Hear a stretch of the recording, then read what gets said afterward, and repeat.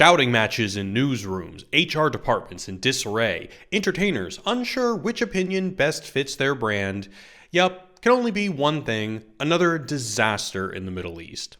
Let me just get this out of the way up front. This video is not meant to inform your position on the current horrifying conflict in the Middle East. There will be no moral claims made about Israel, Palestine, or Hamas here. There's plenty of that elsewhere on the web, so if that's what you're looking for, I am sure the algorithm will indulge you. Rather, I'm going to focus on how the response to the event could be shifting the ideological landscape, and specifically how it has the potential to realign tribal sentiments and even usher in the end of what some call woke ideology. And by the way, I know many are critical of using the term woke because it runs parallel to language espoused by bad actors looking to discredit the entire left project. But I find little value in constantly retreating from terms, whether it's politically correct, social justice, or now woke.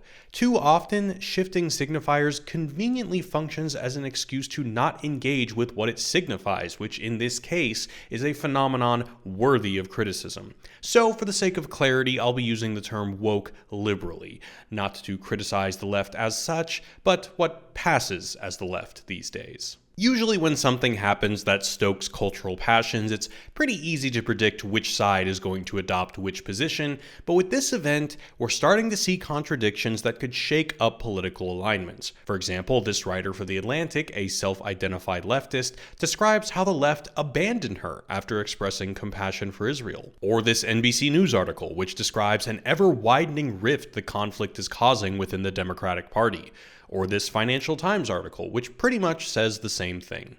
The internet is littered with people, both Jewish and not, experiencing a rare pushback on their opinions within their groups, feeling politically homeless, and questioning their loyalties. Why is it that this event, and not, say, Ukraine, confounds the party line among those who might fall under the label of woke? Well, I have two propositions. The first one is obvious, that a tension exists between the tenets of wokeism and the generally unflappable support for Israel by the institutions of corporate America, left media, and academia, which are often woke. I mean, almost every corporation has some kind of DEI program. The American university system catapulted the career of Ibram X. Kendi, famous for writing How to Be an Anti-Racist Baby, among other books of no scholarly value. Oh yeah, and recently he squandered millions of dollars pledged to help struggling communities. As for Hollywood, well, not only is there a whole cottage industry on YouTube bemoaning Hollywood's woke excesses, but next week's South Park, entitled Joining the Panderverse, teases a scathing critique of identity politics in entertainment. However, the ideology's eagerness to condemn anything that can be deemed an extension of what they might call the American neo-colonial order and all the oppressive, marginalizing qualities that come with such a label makes Israel the likely object of criticism. Problem is, these institutions have a track record of not tolerating criticisms of Israel. Mark Lamont Hill, Nathan Robinson, and Katie Halper all lost their respective news media jobs for voicing critical positions. Cornel West resigned from Harvard citing their anti-Palestine prejudices, and Hollywood made Don't Mess with the Zohan, which, although I kinda love its aggressive stupidity, is undeniably propaganda. We settled here for hundreds of years! Good point. None of my ancestors ever stepped foot in this land. No, you're right.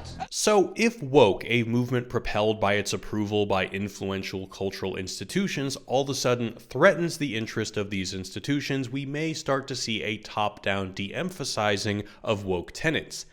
But if the institutions really believe in the necessity of decolonization, anti-racism, etc., they won't just throw the baby out with the bathwater. I mean, they can just integrate a pro-Israel position into the ideology, right?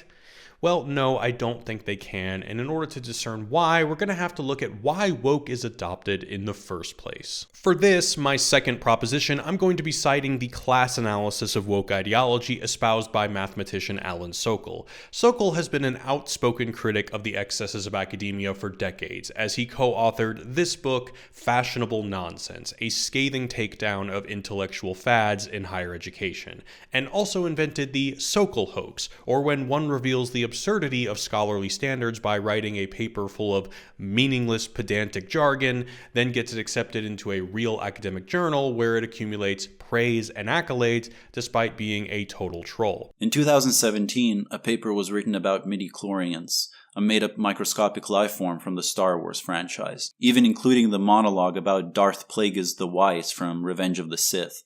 This article was published by 4 journals. His famous paper made the claim that gravity is a social construct, and people bought it. Anyway, Sokol claims that wokeness is the official ideology of the PMC, which stands for Professional Managerial Class, or Professional Managers of Capital. These aren't the fat cats at the top who own the means of production, but those below them, who still enjoy relative material comfort when compared to the working class. Think the laptop class. He identifies 3 reasons the PMC have adopted this ideology. The first, it's a way to portray themselves, and more importantly, see themselves as virtuous crusaders helping the oppressed while primarily serving their own class interests. Adopters of the creed don't sacrifice anything to benefit the disenfranchised, and yet, by adopting these signifiers of virtue, they accumulate the cultural capital required for upward mobility within the class system that preys on the very people they purport to care about. Sokol says it can function as a trump card of competition within their class. Think diversity statements in job applications. Professing your fealty to the ideology can act as a kind of hack, a Game Genie cheat code per se, that elevates your candidacy for promotion. Playing the game, so to speak, passing the political litmus test, is an easy leg up in an already cutthroat competitive environment. The second one is specific to the higher echelon of the PMC, the managers. Woke ideology gives them the authority to regulate the speech and behavior of the working class, as well as those in the PMC that are below their rank. Now, why would they want to do that? Well, because when people get the smallest taste of power, they are likely to abuse it. Nothing new. And third, for the lower members of the PMC, people who are perhaps not as well off as some members of the working class, think low-level white-collar workers who don't make as much money as a plumber or a carpenter, woke ideology gives them what Sokol calls a psychological compensation. He draws a historical analogy with racism in the American South. There were many white people who weren't financially better off than blacks, but because they still want to feel superior, racism enabled them to command an elevated level of social respect. They'd say, sure, I may be poor, but at least I'm not like them. So, for the underemployed today, for the resentful Walter Whites of the world who believe their competencies should grant them a better lot in life, wokeness allows them to feel morally superior to the working class, which of course, they are not. In a recent video, I brought up the paper straw as an object of ideology, and I'm going to bring it up again because it serves as a kind of microcosmic example of this phenomenon.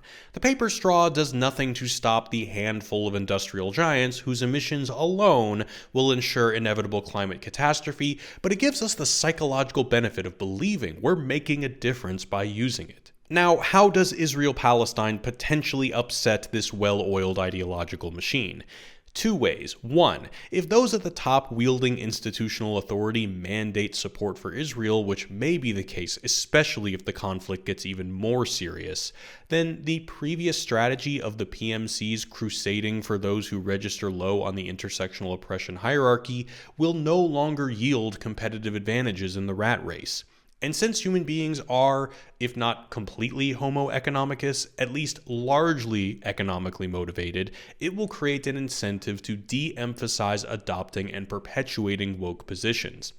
And 2, supporting Israel won't provide the more moral than thou psychological benefits Sokol spoke of. And it's not because Israel is or isn't more moral. It's because, to put in the terms of my favorite philosopher Slavoj Žižek, the PMCs won't be able to experience the enjoyment that comes with being a rebel.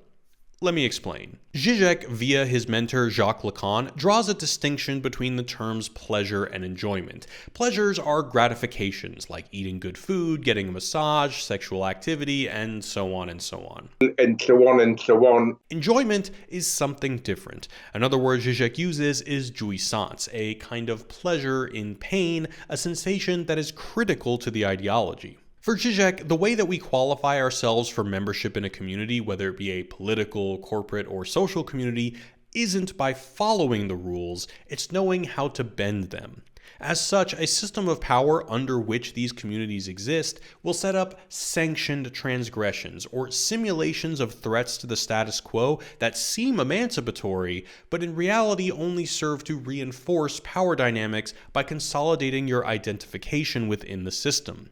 Importantly, the allure of these condoned transgressions are that they produce enjoyment by making you feel rebellious. For example, Zizek's analysis of Full Metal Jacket, the Kubrick classic about Marines during the Vietnam War. The film depicts soldiers cracking vulgar jokes, I want to slip my tube stick into your sister.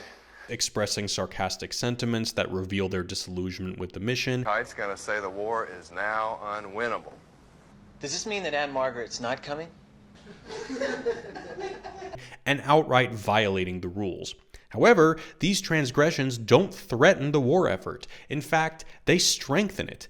Gunnery Sergeant Hartman, their drill instructor, says it's his mission to make them act not as individuals, but as a corps.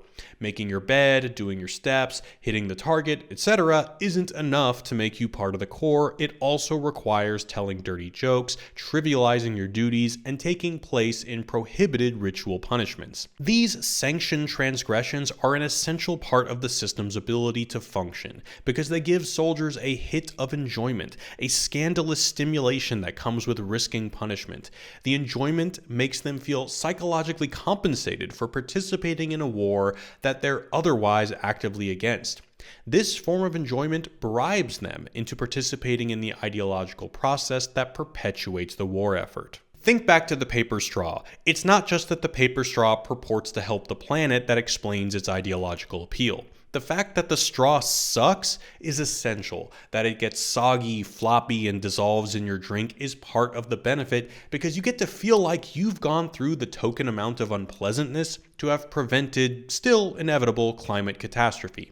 By suffering, you've done your part, and this is a form of enjoyment. This is why white liberals under wokeness love to humiliate themselves, love to check their privilege, love to undermine their perspective. It's enjoyment, a pleasure in pain, that gives them, in Sokol's words, psychological benefits. The politics of resistance doesn't seek to negate the status quo. If you get your enjoyment from, quote, resisting power, then you're never really going to want to get rid of it because those mental benefits are too precious.